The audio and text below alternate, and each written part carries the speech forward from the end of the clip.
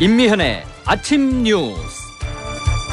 19호 태풍 쏠릭이 북상하면서 제주가 태풍 영향권에 들었습니다. 태풍은 내일 밤 충남 서해안에 상륙한 뒤 수도권을 관통할 것으로 예상됩니다. 남북 이산가족들이 2박 3일의 꿈 같은 시간을 보내고 오늘 작별 상봉을 끝으로 기약 없는 이별을 합니다. 미국 정부가 유엔 안전보장이사회 대북 제재 결의를 위반한 러시아 해운기업 2곳과 선박 6척을 제재하는 등 북한에 대한 압박 수위를 높이고 있습니다.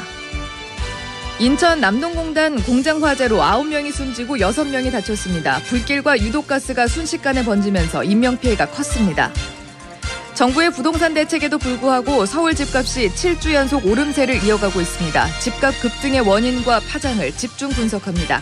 이상은 이 시간 주요 뉴스입니다. 여러분 안녕하십니까? 8월 22일 CBS 아침 뉴스입니다.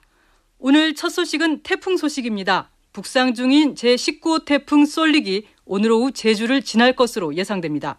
태풍 소식에 주민들은 긴장감 속에 피해를 최소화하기 위해서 분주한 모습입니다. 제주 CBS 고상현 기자가 보도합니다. 오늘 새벽 제19호 태풍 쏠릭이 제주 서쪽 해상을 향해 북상하면서 한림항은 피항 어선들로 북적이고 있습니다. 아직까지 바람이 잔잔한 가운데 선장과 선원들은 항구 저반 시설에 어선을 고정시키느라 분주합니다.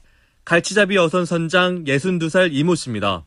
지금 다들 끈 배마다 다 지금 가히 줄 연결해서 저기 해놨잖아요. 저반 해놨잖아.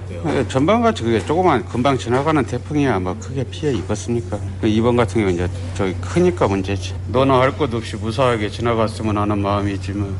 상습 침수 지역인 제주시 용담동 한천 인근 주민들도 혹시 모를 침수 피해 대비에 여념이 없습니다. 주민 42살 김모 씨입니다. 좀 약간 비껴가니까 그나마 그래도 혹시 모르지 않습니까? 좀 뭔가 모래 주머니라든가 이런 걸 갖다가 물이 좀 침수 안 되게끔. 하우스 농가들도 강풍으로 시설이 부서질까봐 걱정이 큽니다. 화훼 농사를 짓는 71살 고모 씨입니다. 아니 저번에도 태풍 팔로는 좀 무사히 일본인 중국들에 넘어가면은 적응하지 못했지만 이번은 직동 제주도 닥친데서니까 무사히 넘어갈 때만 내리는 거지. 현재 중심부근 최대 풍속 초속 43m의 강한 태풍 쏠릭은 서귀포 남남동 쪽 약 430km 부근 해상에서 시속 23km의 속도로 서북서진하고 있습니다.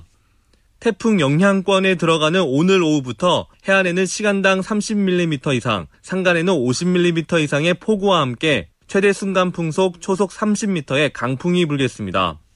제주도는 휴가 중인 직원을 복귀시키는 등 비상근무에 돌입했고 내일까지 예정된 각종 행사도 모두 취소됐습니다. CBS 뉴스 고상현입니다.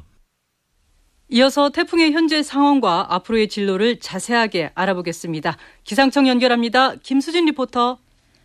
네, 태풍 쏠릭이 우리나라를 향해서 점점 더 다가오고 있습니다. 현재 태풍 쏠릭은 제주 서귀포 남남동쪽 약 430km 부근 해상에서 시속 23km의 속도로 서북 서진하고 있는데요. 내일 새벽 제주 서귀포 서쪽 해상을 지나 오후에는 광주 서쪽 부근 서해상까지 진출하겠고 내일 밤 충남 서해안에 상륙한 뒤 이후 금요일 새벽에는 서울 부근 내륙을 관통할 것으로 전망됩니다. 특히 우리나라 서해상과 남해상의 바닷물 온도가 높아서 계속 강력한 중형급 태풍의 형태를 유지한 채 북상할 것으로 보이고요. 또 우리나라는 대부분 태풍의 위험 반원인 오른쪽에 위치할 것으로 보여서 더욱더 큰 피해가 우려되고 있습니다. 따라서 현재는 제주 남쪽 먼 해상에 태풍주의보가 발효 중인 상태입니다만 오늘 밤과 내일 사이 그 밖에 전 해상과 전국으로 태풍특보가 계속 확대 발효되겠고요. 오늘부터 이렇게 태풍의 영향권에 들면서 오전에 제주를 시작으로 밤에는 남해안, 내일과 모레 사이에는 전국의 비바람이 상당히 거세질 것으로 전망됩니다. 앞으로 모레까지 전남 남해안과 지리산 부근, 제주 산간에 최고 400mm가 넘는 엄청난 폭우가 쏟아지겠고 그 밖에 제주와 남해안 100에서 250, 수도권을 비롯한 대부분 지역에 30에서 100, 최고 150mm 이상의 큰 비가 내리겠습니다. 또 바람에 대한 대비도 철저히 해주셔야겠는데요. 육상으로는 최대 순간 풍속이 초속 20-30m, 해안과 산간으로는 최고 40m 이상의 매우 강력한 바람이 휘몰아칠 것으로 보이기 때문에 당분간 태풍에 대한 대비 철저히 해주셔야겠습니다. 지금까지 날씨였습니다. 다음 소식입니다. 북한 선박의 정제유를 환적한 러시아 해운 기업 2곳과 선박 6척이 미국의 독자 제재 대상에 올랐습니다. 미국은 이달 들어서만 3번째 독자 제재를 발표하며 북한에 대한 압박 수위를 높이고 있습니다. 워싱턴에서 장규석 특파원의 보도입니다. 미 재무부는 우리 시간으로 어젯밤 러시아 블라디보스토크 소재 해운 회사인 연해주 해운물류와 허드슨 해운 등 기업 2곳을 제재 대상에 포함시켰습니다. 또 이들 기업과 연관이 있는 패트리엇 호 등 선박 6척도 제재 목록에 추가됐습니다. 이들 기업과 선박들은 북한 선적 선박과 선박 간 환적 수법으로 정제유 등 물품을 넘긴 걸로 드러났습니다. 특히 연해주 해운물류 소속 패트리엇 호는 올해 초 북한의 청림 2호에 정제유 1,500톤, 천마산호에 2,000톤을 환적했다고 미 재무부는 밝혔습니다. 이들로부터 정제유를 사들인 곳은 북한 노동당 39호실 산하 태성은행으로 이미 유엔과 미국의 제재 대상에 오른 곳입니다. 미 재무부는 앞서 지난 2일에는 북한과 불법 거래를 한 러시아 은행 등 기관 3곳과 개인 1명을 제재 목록에 올렸고 지난 15일에도 북한의 담배 밀수를 도운 중국의 해운물류회사와 그 자회사, 러시아의 항만 서비스 기업 등을 제재한 바 있습니다. 미국이 8월 한 달만 3번째 대북 독자 제재를 발표한 것인데요. 어제 트럼프 미국 대통령이 로이터 통신과의 인터뷰에서 김정은 위원장을 만날 가능성이 매우 높다며 2차 북미 정상회담 가능성을 언급한 바로 다음 날 독자 제재가 발표된 점도 주목됩니다. 이는 북한과 협상을 계속 이어가면서도 북한이 비핵화 조치를 내놓도록 압박 수위도 함께 높여가는 양면 전략이라는 관측이 나오고 있습니다. 워싱턴에서 CBS 뉴스 장규석입니다. 2박 3일간 꿈같은 시간을 보낸 남북 이산 가족들은 오늘 작별 상봉을 끝으로 다시 기약 없는 이별을 해야 합니다. 도성의 기자가 이 소식 전합니다. 첫 만남은 낯설고 서먹서먹했지만 역시 피는 물보다 진했습니다.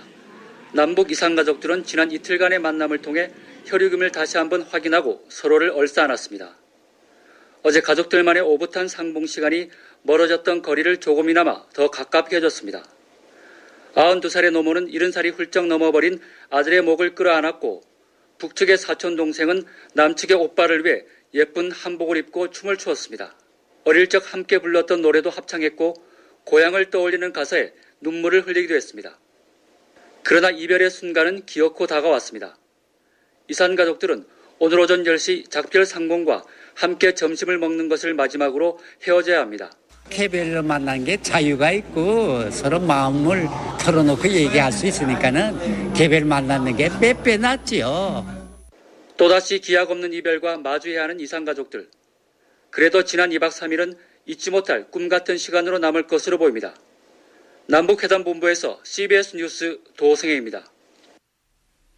어제 인천 남동공단 전자제품 제조공장에서 불이 나 9명이 숨지고 6명이 다치는 참사가 빚어졌습니다.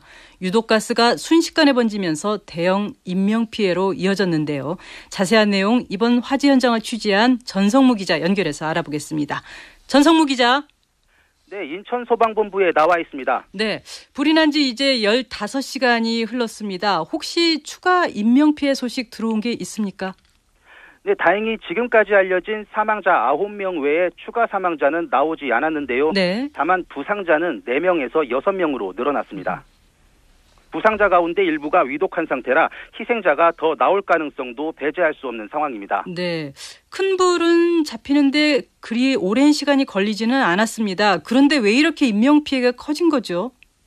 불이 난 곳은 인천 남동공단에서 전자제품을 생산하는 세일전자 공장 4층입니다. 4층? 어제 오후 3시 43분쯤 화재가 발생해 45분 만에 초기 진화가 마무리될 정도로 불길이 그리 오래 가지는 않았는데요. 네. 건물 내부에 유독가스가 순식간에 퍼지면서 큰 인명피해가 난 것으로 추정됩니다. 우선 소방본부 관계자의 말을 들어보시죠. 말 그대로 가운데 열기가 너무 뜨거워서 순식간에 번졌고 열기가 너무 뜨거워서 그 식당이나 전산실 같은 이렇게 구석진 공간으로 아마 대피하지 않았나 그렇게 보는 거지. 실제 사망자 9명 가운데 7명이 불이 난 건물 4층 식당과 전산실에서 발견됐는데요. 빠르게 확산하는 유독가스를 미처 피하지 못해 변을 당한 것으로 보입니다. 나머지 2명은 소방대가 도착하기 전 건물 4층에서 뛰어내려 병원으로 옮겨져 치료를 받았지만 끝내 숨졌습니다. 소방당국은 화재 당시 스프링클러 같은 장치가 제때 작동을 했는지 확인 중입니다. 네네. 청천벽력 같은 소식에 유족들의 상심은 아주 클 텐데요. 전 기자, 유족들 만나봤죠? 지금 분위기 어떻습니까? 네, 갑작스런 비보에 유족들은 망연자실한 모습입니다. 특히 화재 당시 공장에서 일하던 30대 여성 이모 씨는 불이 난 건물 안에서 숨지기 전 어머니에게 마지막 전화를 건 사실이 알려져 안타까움을 더하고 있습니다. 이 씨의 고모부입니다. 3시 몇 분에 이제 엄마한테 전화가 왔다 그러더라고. 갇혀있다고, 어떻게 하면 되냐고, 갇혀있다고 전화가 왔을 때. 근데 네, 전 기자. 화재는 진압됐고 소방당국이 이제 조사를 하고 있을 텐데 화재 원인 나온 게 있습니까? 네, 일단 최초 발화는 건물 꼭대기층인 4층 천장 지점에서 일어난 것으로 추정되는데요. 정확한 화재 원인은 좀 더 조사를 해봐야 알 수 있을 것 같습니다. 네. 다시 소방본부 관계자의 말을 들어보시죠. 현장 목격자에 의하면 공장 4층 검사실과 식당 사이 복도 천장 반자 내부에서 발화된 것으로 추정되나 정확한 화재 원인은 조사 중입니다. 소방당국은 오늘 오전 10시 경찰과 국립과학수사연구원 등 관계기관과 현장 합동감식을 진행할 예정입니다. 지금까지 인천소방본부에서 전해드렸습니다. 네, 지금까지 전성무 기자였습니다. 청와대가 고용 부진에도 소득주도 성장 기조를 재확인한 가운데 내일 공개될 2분기 가계소득 동향 지표가 앞으로 경제정책 방향의 최대 변곡점이 될 전망입니다. 이재준 기자가 보도하겠습니다. 문재인 대통령이 고용 개선에 직을 걸고 임하라며 팀웍을 주문한 지 하루 만인 어제도 제가 최선을 다하겠습니다만 빠른 시간 내에 회복되기는 쉬워 보이지 않습니다. 연말쯤 고용 상황이 나아질 거란 장하성 청와대 정책실장에 대해 김동연 부총리는 희망사항일 뿐이라며 각을 세웠습니다. 청와대는 두 사람의 목적지가 같다며 갈등설 진화에 나섰지만 봉합은 쉽지 않아 보입니다. 관료 특유의 대기업 중심 낙수 이론에 기댄 김 부총리와 근로소득 증대를 통한 분수 효과에 주목하는 학자 출신 장 실장의 인식 간극이 워낙 커서입니다. 대표적인 게 최저임금 속도 조절 여부입니다. 총량으로 보아도 그러고 제조업 분야 등등에서 고용 감소 효과가 없다는 게 현재까지 결론입니다. 경험이나 직관으로 봐서 최저임금 인상이 고용에 영향을 미쳤다고 생각을 하는 편입니다. 당장 통계청이 내일 발표할 2분기 가계소득 동향은 최대의 뇌관입니다. 두 사람이 소득주도 성장과 혁신 성장을 나눠서 맡게 된 것도 지난 5월 말 1분기 가계소득 동향 발표 직후입니다. 1분기 가계소득 증가폭은 4년 만에 사상 최대치를 기록했지만 상위 20%는 크게 오르고 하위 20%는 낮아져 격차도 사상 최대였습니다. 당시 청와대는 고령화 등 구조적 요인을 크게 봤지만 김 부총리는 최저임금 인상 여파란 쪽에 방점을 찍었습니다. 2분기에도 소득 격차가 더 벌어졌다면 김 부총리, 줄어들었다면 장 실장의 무게추가 쏠리면서 문재인 정부 중후반의 정책 방향타가 될 전망입니다. CBS 뉴스 이재준입니다. 네, 들으신 것처럼 고용 악화로 우리 경제에 암운이 드루어져 있는데요. 이런 상황에서 최근 서울 집값이 심상치 않습니다. 정부의 각종 규제로 주춤했었는데 최근 한 달여 사이 또다시 급등하고 있습니다.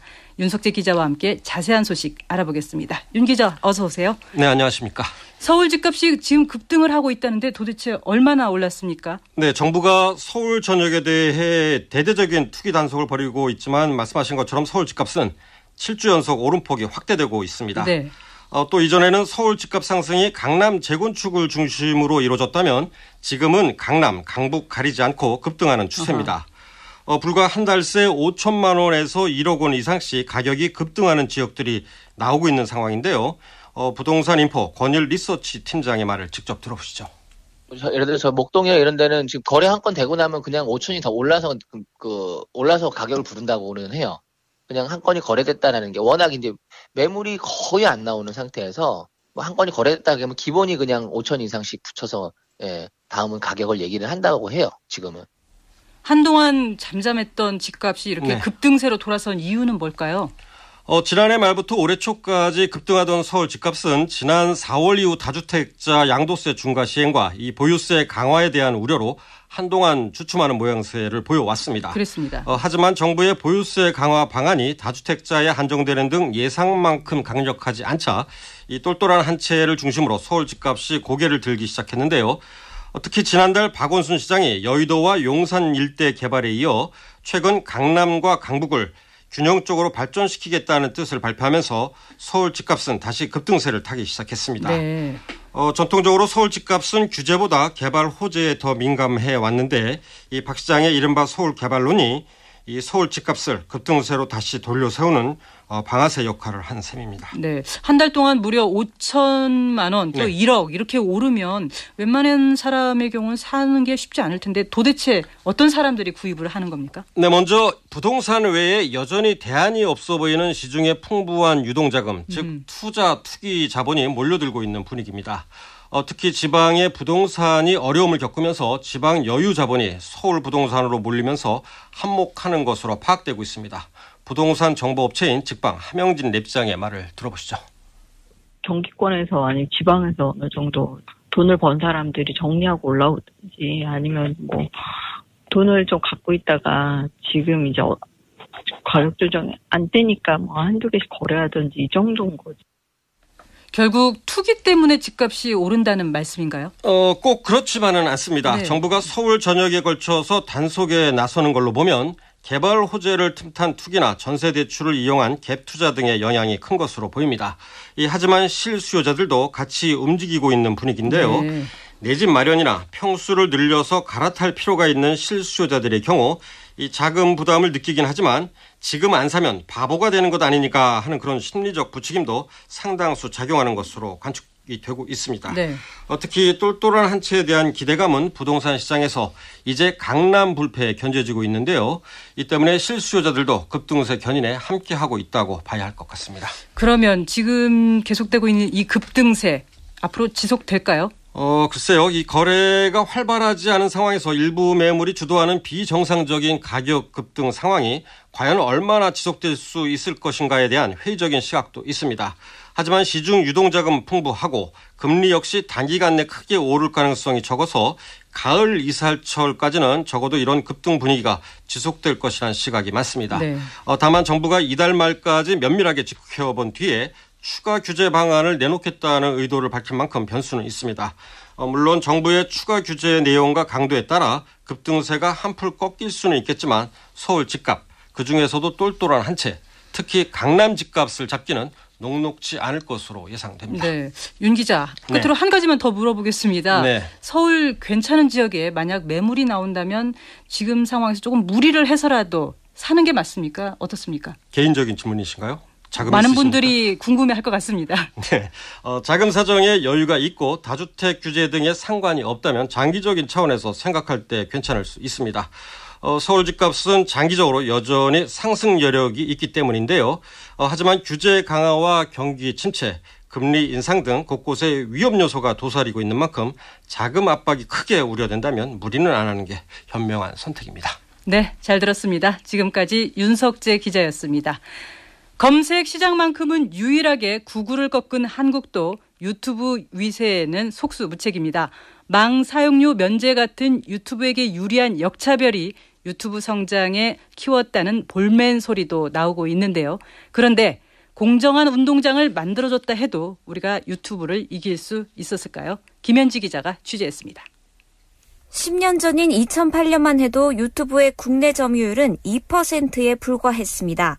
그러다 이듬해 유튜브는 국내 동영상 시장 1위를 꿰찼습니다. 당시 인터넷 실명제에다 불법 복제를 막는 저작권법 삼진아웃제까지 시행되면서 국내 업체가 비용과 인력을 들여 단속에 나선 사이 사람들은 유튜브로 대거 이동한 겁니다. 업계 관계자입니다. 시작 단계부터 국내 사업자들이 이미 다 망할 수밖에 없었던 게 인터넷 실명제, M군, 네이버 이런 국내 사업자들은 다 그 규제를 따랐는데 구글 총괄 부사장이 우리는 지킬 수 없다 얘기를 했어요. 인터넷 실명제는 2012년 위헌 판결을 받아 사라졌지만 그 사이 유튜브 점유율은 74%까지 올랐고 당시 국내 1위 판도라 TV는 4%로 2위였던 다음 TV는 8%로 뚝 떨어졌습니다. 유튜브에 비해 네이버와 카카오 TV는 콘텐츠 양도 현저히 적고 다양성도 떨어집니다. 채널을 개설하려면 구독자 300명이 넘어야 한다는 조건과 K-팝 스타 등 유명인 위주의 콘텐츠는 유튜브와 비교해 양질 모두 부족하다는 평가입니다. 네이버와 카카오 영상 앞에 붙는 15초 광고 또한 너무 길다는 지적입니다. 이는 플랫폼이 아닌 콘텐츠 제공자의 권한이라지만 유튜브의 3배나 되는 광고 시간에 이용자는 등을 돌립니다. CBS 뉴스 김현지입니다. 양승태 사법부가 헌법재판소의 평의 내용 등을 빼돌린 의혹과 관련해서 검찰이 현직 부장판사를 소환 조사합니다. 김기용 기자가 보도합니다. 검찰은 오늘 오전 10시 서울중앙지법 최모 부장판사를 피의자 신분으로 소환합니다. 검찰은 최 부장판사가 헌재 연구관으로 파견 근무하던 시절 헌재 사건 보고서와 평의 내용 등 내부 기밀 자료를 외부로 유출한 것으로 보고 있습니다. 이에 검찰은 최 부장판사를 상대로 그가 유출한 평의 자료를 당시 법원 행정처가 헌재 재판관별 로비에 활용한 정황은 없는지 등에 대해 집중 추궁할 방침입니다. 검찰은 특히 최 부장판사가 박근혜 전 대통령 탄핵 심판 사건을 심리할 당시 헌재 내부 분위기 등도 유출한 것으로 의심하고 있습니다. 최 부장판사가 유출한 평의 자료 등은 이규진 당시 대법원 양형위원회 상임위원을 거쳐 임종원 당시 법원행정처 차장에게 보고된 것으로 조사됐습니다. 이에 검찰은 그제 이 전 위원과 최 부장판사의 사무실 등지를 압수수색해 관련 자료를 확보했습니다. 이 전 위원은 이 외에도 박병대 전 법원행정처장 등의 지시를 받고 양승태 사법부의 비판적인 판사들을 뒷조사한 의혹도 받고 있습니다. 검찰은 오늘 최 부장판사에 대한 조사를 마치는 대로 이 전 위원에 대한 소환 일정을 검토할 계획입니다. CBS 뉴스 김기용입니다. 이재명 경기지사의 여배우 스캔들 사건 당사자인 김부선 씨가 오늘 경찰 소환 조사를 받습니다. 이 소식은 김양수 기자입니다. 경기 분당경찰서는 오늘 오후 2시부터 여배우 스캔들 사건과 관련해 김부선 씨를 상대로 피고발인 조사를 실시하기로 했습니다. 김부선 씨는 변호사의 조력 없이 혼자 출석할 예정이며 언론 인터뷰를 위한 포토라인 설치도 요구했습니다. 앞서 지난 6.13 지방선거에서 경기지사 후보로 출마했던 바른미래당 김영환 전 의원 측은 이 사건과 관련해 이재명 지사를 공직선거법 위반 혐의로 고발했습니다. 경찰은 이와 관련 주요 참고인 4명 가운데 공지영 작가, 방송인 김어준, 주진우 기자를 조사했지만 김부선 씨는 불응했습니다. 다만 이 지사 측도 허위사실 공표 혐의 등으로 김 전 의원과 김부선 씨를 맞고발했고 지난달 27일 김 전 의원을 소환 조사했습니다. 하지만 김부선 씨는 같은 날 반려견과 이별여행과 갈비뼈 골절을 이유로 출석 연기를 통보했습니다. 어제는 SNS에 딸이 해외로 떠난 사실과 정치권 모두를 원망하는 글을 게시했고 이재명 지사에게 법정에서 만나자는 말도 남겼습니다. 경찰은 공정하게 수사해 진실을 밝히겠다는 입장입니다. 저희들은 예단을 가지고 수사하는 게 아니고요. 진술 내용들이라든지 그러한 것들이 받침할 수 있는 자료가 있느냐 없느냐 이런 걸 여쭤봐야죠. 지난 2010년 11월 중순 처음 세상에 알려진 여배우 스캔들 맞고발로 종착역을 향해 달려가고 있습니다. 이재명 지사는 혐의가 인정돼 100만 원 이상의 벌금형이 확정되면 직을 잃게 됩니다. 반대의 경우 김 전 의원과 김부선 씨는 7년 이하의 징역 또는 500만 원 이상 3천만 원 이하의 벌금형에 처해집니다. 성남에서 CBS 뉴스 김양수입니다. 다음은 간추린 소식을 정민아 아나운서가 전해드립니다. 정부와 더불어민주당은 오늘 오전 국회의원 회관에서 당정회의를 열어 소상공인과 자영업자 지원 대책을 논의합니다. 앞서 당정청은 지난 19일 고용악화 대책 마련을 위한 긴급회의에서 현장의 목소리를 반영한 소상공인과 자영업자 지원 방안을 이번 주 중 발표하는 등 최저임금 인상 관련 보완 대책을 추진하기로 했습니다. 올해 들어 지구촌 경제와 교역 질서를 뒤흔들고 있는 미중 무역 전쟁의 해법을 모색할 양국 대표단의 협상이 오늘 시작됩니다.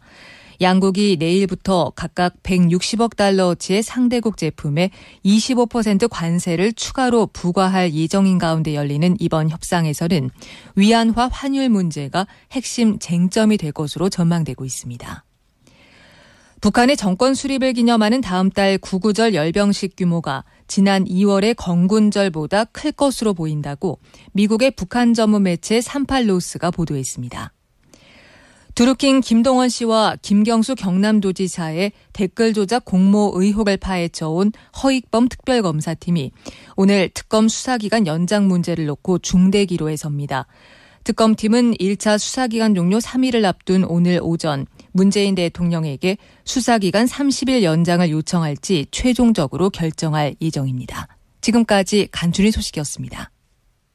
공항 소식 알아보겠습니다. 이지영 씨가 전해드립니다.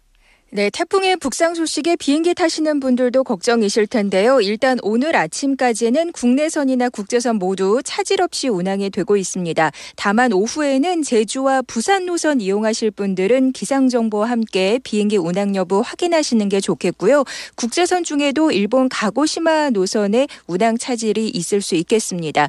그리고 내일은 전체적으로 지연이나 결항편이 많을 것으로 보이니까 참고하시기 바랍니다. 오늘 국내선 예약 현황을 보면 서울에서 제주로 가는데 오전에는 좌석이 넉넉한데요. 오후 4시 이후에는 예약이 마감된 비행기가 많고요. 제주 출발 서울행은 반대로 대부분 오전에 예약이 끝난 상태입니다. 부산 노선은 좌석 구하기 어렵지 않겠습니다. 그밖에 다음 달 9월에는 국내선 유료 할증료가 오릅니다. 8월 현재 5,500원에서 6,600원으로 인상되는데요. 발권인을 기준으로 하는 만큼 9월에 탑승 계획이 있으신 분들은 미리 구매하시는 게 낫겠습니다. 광정보였습니다. 태풍 쏠릭이 북상하고 있습니다. 내일 밤 수도권을 관통할 것으로 예상되는데요. 강풍과 폭우 피해 없도록 철저히 대비해야 되겠습니다. 8월 22일 아침 뉴스를 마칩니다. 고맙습니다.